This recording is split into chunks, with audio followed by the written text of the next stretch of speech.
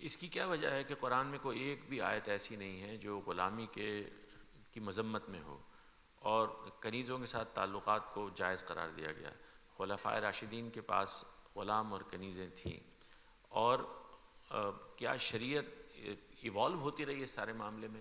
قرآن مجید نے تو اتنی جذباتی اپیل کی ہے اس معاملے میں کہ اس سے زیادہ خوبصورت تعبیر دنیا کی تاریخ میں نہیں ہے۔ فک و رقبہ، کبھی پڑھیں سورہ بلد کو، فلک تحمل عقبہ وما ادراک مل عقبہ، فک و رقبہ۔ یہ جو میں تمہیں دعوت دے رہا ہوں یہ کیا ہے؟ یہ ایک گھاٹی ہے جو تم نے چڑھنا ہے۔ جانتے ہو وہ گھاٹی کیا ہے؟ یہ گردنیں جو پھنسی ہوئی ہیں غلاموں کی، ان کو آزاد کراؤ۔ تو اس لیے یہ کون سا قرآن پڑھتے ہیں آپ؟ قرآن مجید ہے کہ جس نے دنیا کی تاریخ میں پہلی مرتبہ سورہ محمد میں اعلان کر دیا کہ اب کسی جنگ میں کسی شخص کو غلام نہیں بنایا جائے گا، خاتمہ کر دیا اس کا۔ یہ قرآن کا اعلان ہے کہ جب قیدی پکڑے جائیں گے تو فَإِمَّا مَنًّا بَعْدُ وَإِمَّا فِدَاءً، اس کے بعد دو ہی صورتیں جائز رہ گئی ہیں، یا تم فدیہ لے کے رہا کرو گے یا احسان کے طور پر رہا کرو گے۔ تو قرآن مجید نے یہ سب کر دیا۔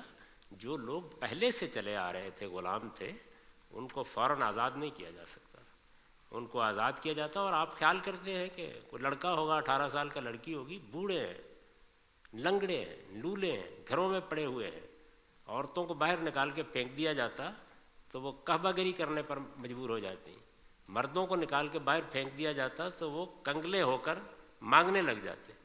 کیا کیا جاتا؟ تو دونوں طریقے اختیار کیے گئے۔ غلام بنانے کا خاتمہ کر دیا، اس کا اعلان کر دیا، اتنی جذباتی اپیل کی کہ گردنیں چھڑاؤ، یہی تو وہ گھاٹی ہے جو دین کے لیے تمہیں چڑھنی ہے۔ اس کے بعد پے در پے غلاموں کا اسٹیٹس بلند کیا، جو خود کھاؤ ان کو کھلاؤ، جو خود پہنو ان کو پہناؤ، گھروں میں ان کے ساتھ سلوک کے معاملے میں ہدایات دیں، یہاں تک کہ غلام سلیو کا لفظ استعمال کرنا ممنوع کر دیا۔